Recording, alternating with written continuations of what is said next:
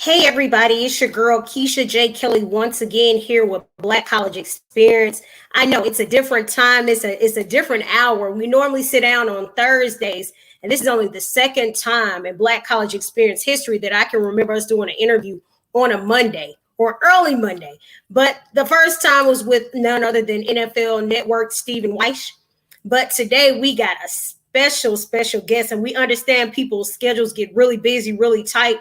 So we have to work on their schedules. And when they agree to it, we roll with it. So I'm so thankful that this person agreed to, when I reached out to her via Instagram, because y'all know I love to hop on Instagram. I reached out to her. She referred me to her agents and who I was supposed to speak to. They were very responsive very quickly. I appreciate them for responding, coming back. So y'all know how we do. Love the women. I love to say this. I love to say this. When it says alumna and it's coming from HBCU, I love to highlight our HBCU athletics. So we have none other than Quanera Hayes representing Livingstone College, and she is headed to Tokyo. So we're going to bring Miss Quanera Hayes on right now. Hey, Quanera. Hi. Thank you so much for joining us. I know you're busy. I know you're ready to get out and about. And I know you got a lot going on right now. So thank you so much for agreeing to this interview. No problem. So first, I always start out, what's your mental state like right now? Because I know this pandemic and so much going on. What is that like before we even hop into this interview? Well, right now I'm tired. I really just got up from a nap. But it's this week and the past 2 weeks have been so crazy with training and everything. So I've just been really tired. I bumped up my training intensity. So it's just like, and my baby's not here with me right now. So I'm just taking advantage of just that little bit of peace right there. But it's been really crazy trying to prepare to get ready for Tokyo. Just we have to go through so many steps in order to just get into the country right now. So, it's been a little frustrating. Just trying to keep myself positive and really just do what I need to do. So I can just, when I go over there, there's no problems. Well, thank you for letting us disturb your nap to come on and talk to us so we can be nosy and get in your business and see what it's like to train and go through this rigorous process. So we'll take it back to Livingstone. What was it like being a student athlete at Livingstone? For me, it wasn't that difficult because Livingstone is a very small school, so I was able to balance the athletic lifestyle with going to school because everything was just in one motion basically. I still had room to do other things as far as being a part of a sorority. So they made it very easy as far as doing my classes and going to practice after. The only thing I really struggled with was waking up in the mornings for weights, because that just wasn't my thing. So that was the only thing that I really struggled with. But other than that, everything was just a very smooth transition. Your teachers, they always helped you when you were let's say if I fell behind in one of my classes because I was so tired from training or just traveling, my teacher was always there to help me. And we had a personal relationship with our teachers at Livingstone College. So it was a very easy, smooth transition for me. So you're not a morning person? Well, I wasn't a morning person, but now I am very much so a morning person. I'm up at 6 o'clock every morning. But yeah, back then I was just not having it. 5 o'clock in the morning to go do some weights, I wasn't having it. Yeah, I guess when you're younger, it's pretty much like, I'm in college. And I think we learned because we chose those 8 o'clock classes. And then it was like, wait, why did I choose 8 o'clock class? What was I thinking? 8 o'clock classes. Being on the sports team, most of the time we had to do 8 o'clock classes. So every semester, I had an 8 o'clock class because, I need to get my classes done early. So that way in the afternoon, I can go train. So most of my classes were literally back to back if I could. I think I had 8 o'clock classes a couple of times and I was always kicking myself and they're like, why did I do that? Why did I choose it? And I even done some in the summertime. So that was another dumb mistake. Yeah, exactly. But needless to say, it is what it is. So now, why Livingstone? Why did you choose Livingstone? Did any other schools recruit you? Did you look at other HBCUs, any other schools? Why Livingstone? Because of the college prep class thing I was on in high school. was really for like a 2-year instead of a 4-year. But Livingstone was the only school that allowed me to still get a scholarship and redshirt my first year. Okay. Having to like sit out. Like I was still able to train with the track team and still have a scholarship without taking a full year off from running. So that's, they were the first ones to give me a chance. And so you took it and you literally ran with it. You literally ran with it. So then, okay, so now you're in Livingstone and you've gone through that. Any accolades you want to talk about while you were in Livingstone? Go ahead and brag on yourself. What kind of accolades did you get while you were in college? I was a 12-time Division II All-American.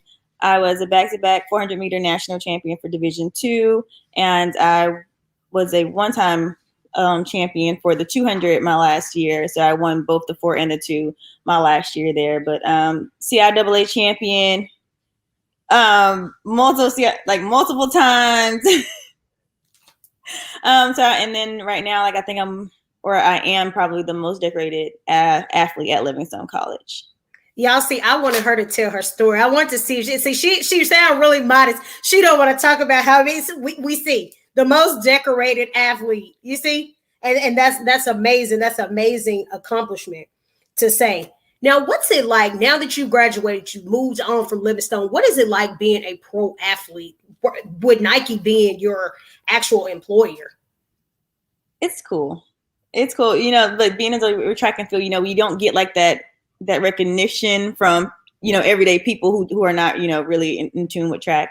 But it's cool just being able to, travel around the world and getting all kinds of Nike things. Of course, the gear is always nice, and not being able to have to, really go out there and just go shopping for anything. But that's nice.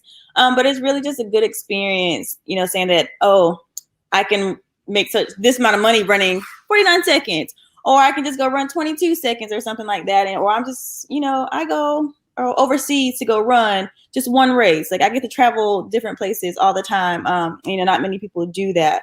Even though it's for work and you don't get to really experience everything. It's just still being able to say, you've been to these places. And a lot of the things that I'm doing now is starting to open up doors for my son. So, that's becoming a plus. That this lifestyle that I'm living now and the things that I'm doing now is really opening doors for him and his future. And I get to, be a part of that for him. Now, let's go back. You talk about a lot of times that there's not a lot of recognition, and we see more and more. We see a Quanera Hayes. We see a Shakari. We see a lot of people in track and field. We see a lot across the board. North Carolina A&T. We see a lot of people in track and field. All of these people are really making strides. A lot of them at Black colleges. Why do you feel like there isn't that as much as exposure on these athletes as it is, say, in football, basketball, baseball? Simply because of our revenue. Those are the sports that bring in the money, as far as the TV time and people wanting to watch them and stuff like that. So, track is not one of those, basically those high demand sport. So, we don't get that much because, people's like, oh, it's just track. They're just running in a circle. It's not that big of a deal, but they don't know like exactly the things that we go through to be able to run what we run and do what we do. It's a lot more to it, and they don't get to see those types of things. So they're not really interested and, in what we do. So that's really just the main thing. And, a lot of people, they don't even enjoy running as a hobby. So them watching it will be even more, like, okay, whatever, and just be able to push it to the side. But really, it's just the revenue that we bring or don't bring, for that matter. Listen, my hats are off to anybody that can run. Say that you're a sprinter. My hats are off because I'm very winded. So even on a treadmill, if I'm on a treadmill, like I can run on a trail and I can go on it, but I'll walk run. It's never going to be like I'm straight running 5 miles. That ain't happening. I used to do that. Don't worry. We need to do it. Like years and years ago, maybe 15 years ago, I could. Now I'm good to get up 3 flights of stairs without puffing and breathing crazy. I'm good to do that. And so y'all train so intensely and you go through that. So what's the typical day like for Quanera Hayes? For me, I wake up at 6, like my entire day. So I'll wake up at 6. I'll go and I'll walk my dog. And then, I do some Bible study for myself. That's my alone time. And then I'll make breakfast, for my baby, and get my water intake in, and then at 9:30 I go to training. I do my warm up for about an hour to an hour and a half, and that includes like me rolling out, stretching, and just getting my legs rubbed out. And then around 11:30 I'll start my actual training process. Wait, so that's just the warm up? Yeah, that's just my warm up. An hour and a half. Yeah, like an hour and a half. Goodness. Yeah. And so then you go on to the warm up. I'm sorry. I go, and then after my warm up, like that's like an hour and a half, and then I'll go to my regular training. That takes about 2 hours or so to get like all the running in. It depends on what I'm doing that day, because sometimes you have to include the recovery. Sometimes I get 25 minutes, or sometimes I get 5 minutes recovery, depending on what I'm doing. So after I'm done with the running portion, by maybe 12:30, I go to the gym, and I'm in the gym for about an hour. And then after gym, I normally come home, I eat, and then I just spend time with my son for the rest of the day. Yeah, that's it, y'all. That sounds like 3 times training in one day. And I complained about that one time of having to go out. So that sounds like a lot of training. And it sounds like it's broken up. You got training, gym. That's a lot of stuff. Yeah. And so that day is over about what time? Typically my day will be over maybe no later than 2:00. Okay, so that's not too bad. Yeah, that's not too bad. When you think about what I'm doing, it's just like, girl, how did you last that long? Because I'm living in Florida, so I go out at 9:30. I'm sweating by 9:45. So it's just like that alone, like the sun alone, and how much it drains you. It's just like that's a workout in itself. Just being drained from the sun. It is, especially being in Florida. Anywhere like Florida, Texas, Arizona, Louisiana, those are the places that it's really, really, really hot. So what has it been like training during a pandemic? Well, the beginning of the pandemic, which was last year, it was to a point where I was living in a different county than my coach and my teammates. So I couldn't leave to go train with him or, them, because my county, I couldn't leave my house. So I spent like a month to a month and a half training by myself, simply because, they were very strict about leaving or going to a different county. And, so I spent about a month and a half training by myself. But after that, it wasn't that difficult because, at my house, I have gym equipment here.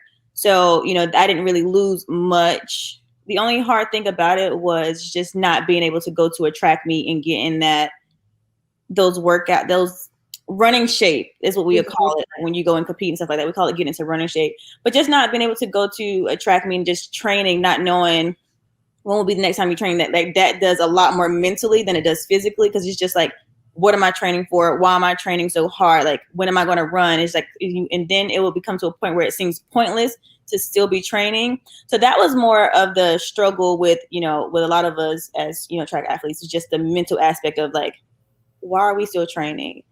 Why do we still have to go so hard when there's no meets and stuff like that? So, because we were so unsure about when there was going to be a meet, like nobody could tell us like, it's going to be in a month or 2 months. Like nobody could tell us because nobody was hosting meets. And, they were so strict on the guidelines and like being able to be around people. It's just like, we're athletes, we're track athletes. For one, we're outside. For one, then you can skip lanes. So it was like, we were trying to figure out why were they making it so hard for track athletes. And then, you see all the other sports still being able to do certain stuff. Like, football was still doing stuff. Basketball was still doing stuff. And we were just like, but we're outside. All the time. So I was like, I would think it would be a little bit easier for us to be able to go and compete and make money. And it's just like, this is our livelihood. Correct. So this is how we make our living. So we couldn't do that for a year. Really just economically really kind of hurt a lot of us. But, we couldn't do anything about it. So we just had to get through it. Now, am I correct in understanding you were running around your neighborhood training? Yeah, I was running around my neighborhood, and then I would also go to, there's like a park, maybe 2 minutes or a minute down the street from my house. So I would go there. They end up letting, certain people on the premises of the park, if they got to a certain number, then they would shut it down. But I was able to go to a park and run in the grass and stuff like that. But as far as getting on a track, I did not touch a track at all. And it's already strict to be on a track, even though we're professionals, it's still very hard for us to get on tracks because, you have school regulations and stuff like that you have to go through. So it's already tough enough for us to find a track, especially here in Florida. And you would think it's Florida. There's a lot of tracks around here. But yeah, so I did not touch a track at all last year. Yeah, I only know, y'all, she was on Good Morning America. So that's how I know she was running around getting her train on. Look, anyway, by any means necessary, I guess is what you look at it as, however you're going to train. And like you said, it's very unfortunate, not only in the financial state, but in the mental state that you can't touch a track, you can't train how you wish. And like you said, other people, I mean, you had people playing basketball in a bubble. You had spring football. You had so much stuff still going on. And even with sports and with football at the back end last year in the pandemic, I couldn't even see how that went on. And so personally, I'm asking now, I was like, now you got a Delta variant coming and it's starting to spread. And it's just like numbers are starting to rise again. And I'm thinking like, goodness, we cannot go back into that same space. Like we cannot go back into the same place because people don't want to get tested. They don't want to get vaccinated and they don't want to protect themselves. I was like, we just cannot go back into that same space. It's just not fair. It's not fair to other people. It's not fair to athletes. It's just not fair. So now you said you're away from your son. What has that been like? What is that like? Well, right now it's okay because I know why I'm away from him, and it's a lot easier as opposed to when he was in the Bahamas due to COVID. He couldn't get to me, but right now it's okay because I know he's taken care of, and I know that I'm doing my job. So I'm fine. He's been being away from me like on and off since he was little because my mom, that's her only grandchild. So, you know, she stays in North Carolina, so she'll come and she'll get him, and I just want him to have that time with her. So, you know, because I don't want him to not know who his family. So then they would come and get him and, you know, allow my husband not to like rest and, you know, just be by ourselves. So now it's to a point where it's just like, all right, baby, I'll see you when you get back. You know, go have fun. Like, I miss you, but you know, I talk to him every single day, or when he feels like talking, or you know, he won't even look at the phone. Honestly, how old is he? He's 2. Okay. So I have to jump through hoops and just to get him to look at me because I have to perform his little songs that he likes and do all this other stuff just for him to look at me for 3 seconds. But it's okay. I enjoy the time I get when I get to have my me time and I get to get things done around the house. So it's not bad as it was the first time I couldn't be with him for 4 months. So yeah, and that is understandable too. And then of course, like you said, he's with his grandma. So of course he's still with somebody he knows. It's not like he was some total stranger. Yeah. So he's still with somebody that he knows. And I have a 2-year-old niece, and with a 2-year-old niece, it's my twin sister's child. So when my twin sister went out of the country, they went on vacation, and I kept my niece. My niece is used to me. I mean, she's around me all the time. But it's kind of like before. Now it's just like, okay, bye mom, bye dad, I'm okay. Yeah. But you know, I totally get it. Again, especially a 2-year-old. So that goes without saying. I'm sure he misses mommy, but he knows. Yeah. Mom is doing what mom needs to. Like if my sister, when she comes to visit, I don't see my son. If my sister's at my house, I don't see him. Like he's always under her and with her. Like he pays me literally no attention when she's around. I'm just like, oh, okay. Does he cry when she leave? Same thing happens with me. Yeah. When I leave, no. Yep. Same thing. My niece does the same thing. When her parents leave, it's like, okay, as soon as I walk away, I have to sneak out of the house. I have to hide. I have to trick her, give her something. When she realizes that I'm not there anymore, she's just crying and crying. And I'm just like, you know, and my sister's like, it's just the separation. We can't come visit auntie anymore because you don't know how to separate. But I mean, she's 2. She don't understand. So I'm like, I mean, it's a kid. She doesn't get it. But, you know, I understand. She cries after me, but it doesn't cry after mom. I was like, that's the weirdest thing, but it happens. Yeah. So now let's talk about you winning the bronze medal. Let's go back to 2016. For indoor. Correct. So talk about that experience. For me, it was a good experience because, you know, that was one of my first times being on, you know, a world stage, being at world championships. But, you know, I had a lot to learn about that race and, you know, running indoors because I was still new to it. But it was really good. It was a little bittersweet because, you know, you just niched me right there at the end. So I was just like, oh. But, I learned a lot from that, and I was just thankful that I still had that, had the opportunity to represent, US and just be a part of that team. So coming into that, because I know it's a lot, and so for you, this is probably like second nature to you. It's just like a second nature, like a celebrity athlete. Do people treat you differently, knowing that you're that person, you're competing, you're going to the limits? Do they treat you differently as let's say a Beyonce or a LeBron? Do they treat you differently? Be honest. It depends on the person, especially different companies, once they know, they're just like, oh, we like to send you this gift, we like to do this, because for one, it's marketing for them. For me, it's this. So absolutely. But like since I like the beginning, I said that we're not as big as other people or the players or celebrities. So it's just like, if they know who you are and they see that probably you could help them in some way. Mm-hmm. That's when it's but right after I won USA's this year, I wanted to go to a restaurant. My teammate called and they were like, well, we don't have any tables or anything like that, so we'll call you back if something happens and stuff like that. Okay, fine. So maybe 5 minutes later, my mom calls like, hi, I have Quanera Hayes here. She just won the 400. She's going to Tokyo. We would like to see at your restaurant. And they were like, well, we don't have any tables right now, but we'll call you back and see what we can do and stuff like that. 10 minutes later, they called my mom back and was like, hey, we found you a table. You guys can come in at this time. They called my friend back and was like, oh, sorry, we couldn't find no table for you. So it's different. I would have walked in like, hey, you do know I'm the same person. I'm with the same party. I'm with the same party.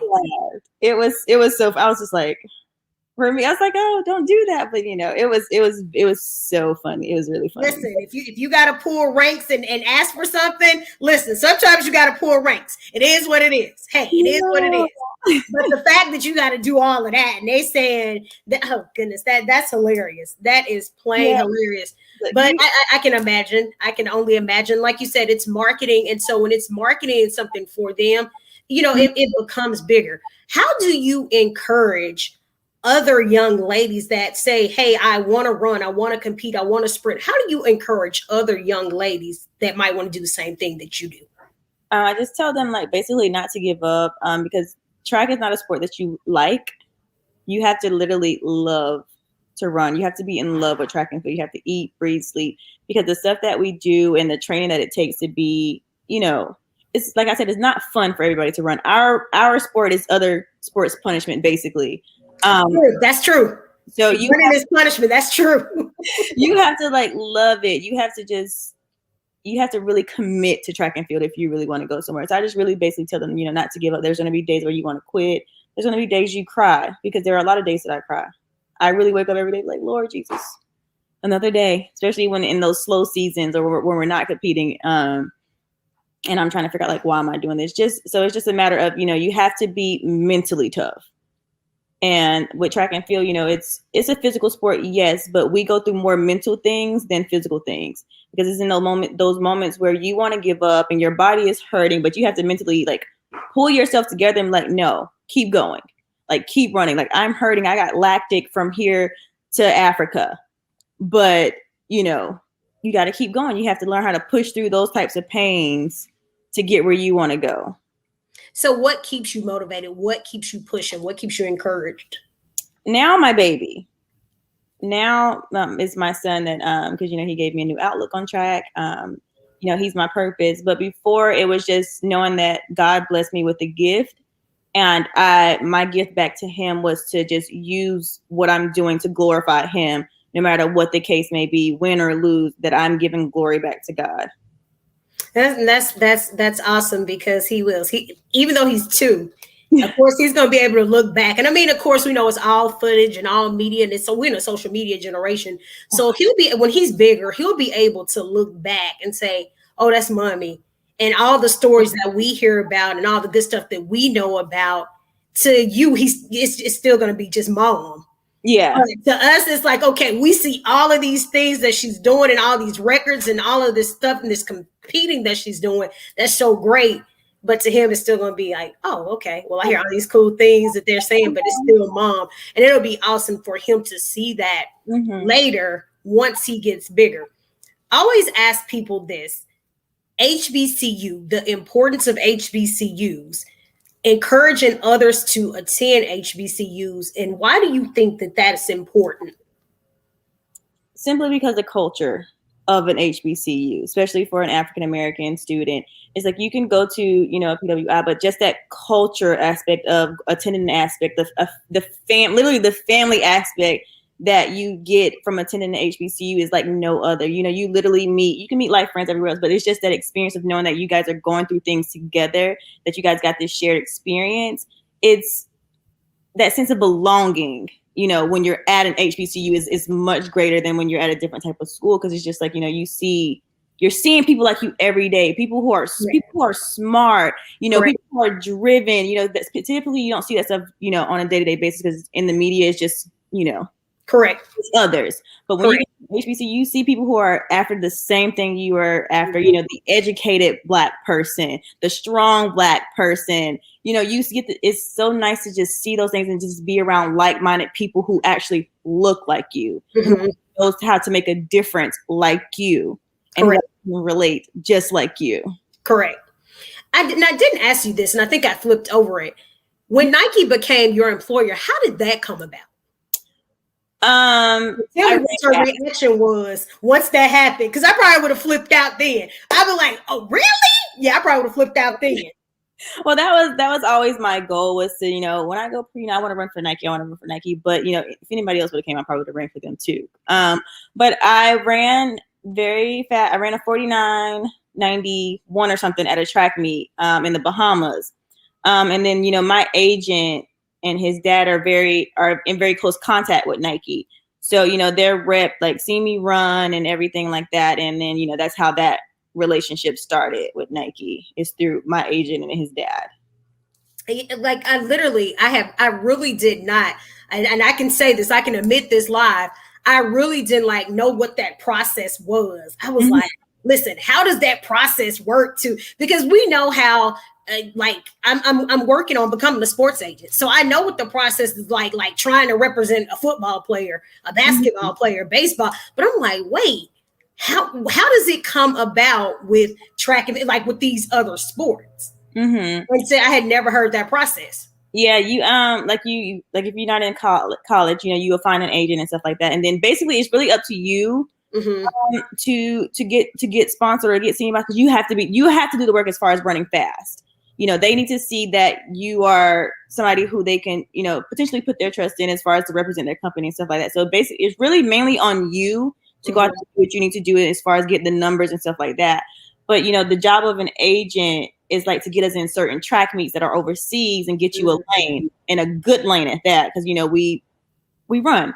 So a good lane would be, the middle lanes and stuff like that, and trying to get to the heavy meets where, you're getting paid good money just to go. So that's their job, is to really just on your behalf go put you in these meets, and then also get other sponsorship with different companies, outside of the apparel and the sneakers and stuff like that. Their job is to get you sponsorship for different companies and stuff like that. But mainly is really just to get us good lanes in the big Diamond League meets, so where you can go and make your money outside of, your contract money. Listen, Quanera is schooling me, because she's telling me I knew about the lanes, but see, I never would have known that. And again, you're telling me about lanes and going overseas. I know I'm not the only person sitting on this interview that didn't know all of this stuff. I know some of y'all might have Googled, but I know clearly this is all great information to me, because this is stuff I didn't know about. I always wondered. I'm like, well, how? When I was like, okay, well, if Nike is the employer, how did they just say, hey, I want to bring you aboard? Thank you for educating me, because now I can say, oh, okay, well, now I know how you go about. And that's something awesome. In hindsight, it's something that you wanted to do, something you said you dreamed of. And that dream actually came true, because on the flip side, it's something that works for both of y'all. Sometimes we see people do endorsements and it's one-sided. It's only for the benefit of them and not the athlete. But in this case, it was a great thing. And I'm probably like you. Nike called me. I'm like, listen, I'm on. I want the sweatsuit, the windsuit, whatever it is. Let me get the windsuit, the shoes, and the bag. I'm good. I just need 3 or 4 pieces and I'm good. But That's very exciting to know and to see that actual thing happen. So now, when are you headed to Tokyo? Saturday. Okay, and when do you compete? Oh, that's another question. Okay, so I'm not even gonna lie. I'm not even gonna tell you no story. I never know when I compete. Okay, that's fine. I probably know like 2 or 3 days before. Okay. Oh, and what time do you run? I don't know. I don't know. I just show up and I run. Now, see, what I need a job like this where I just show up. I don't know. I just fly out of town. I show up, and this is. I want this kind of. Let me not say that I don't, because then if I had the life, I'll be somewhere talking about, oh, I gotta wake up at 6 o'clock. No, I would be complaining. I'm okay because I'm an early person. I'm normally up and rolling 5:30, 6 o'clock. That's my time frame, and I'm okay with that. But if I have to do it every single day, because I'll be the person set the alarm and then turn back over. See, if I have to be out of the bed, it's gonna be a different story. So let me not. So hats off to you for that. So you leave, and so what time or how long is that flight to Tokyo? How long is that? From I think I have a layover. Maybe I want to say in Chicago. I'm not really sure, but from there actually to where I'm landing is like 14 hours. Okay, it's an all-day flight. Okay, yeah. So you got to have a lot of entertainment and a lot of in-flight. That's a lot of. Well, I'm excited for you. Of course, we'll be looking out for you. I am so excited. And I mean, words, again, I just can't put into words how appreciative I am that you took this time out. You took time out of your nap time, because I know you are very tired. I know you're tired and training and what that can be like. And I know you're probably ready to get back to it. No, I actually have work to do. I have to pack and stuff. So see, it's from one extreme to the next. So now it's time to start packing up and start doing all this other stuff. But we will. Again, I appreciate you so much here at Black College Experience for taking this time out, Quanera, to actually interview me. Thank you for responding to me like the stalker on Instagram. Listen, I just be going through. No. You were up. So I think it's like HBC. I was like, oh, let me write it, because sometimes luckily because my DMs they're on fire right now. I know. So it's just like when I see certain keywords of certain stuff, I'm like, okay, I can check this person out, or right. But I literally just skim through because it's so much. But I'm sure it's just like a bunch of them that I get that same thing, and then it's just like they'll just have just like bots and spam, and I'm just like, listen, y'all, please don't follow me and start spamming my stuff, because you see that it's Black College, and it is. I know it's just like a lot of traffic and a lot of harassment, I say. But thank you so much again, Quanera, for joining us. We wish you nothing but the best, and of course, we'll be keeping up with you through this whole time. Safe travels, and go out there and show out for the HBCU world, because we're all cheering you on. Thank you so much, dear. Get some rest. Thank you. Bye-bye. Bye.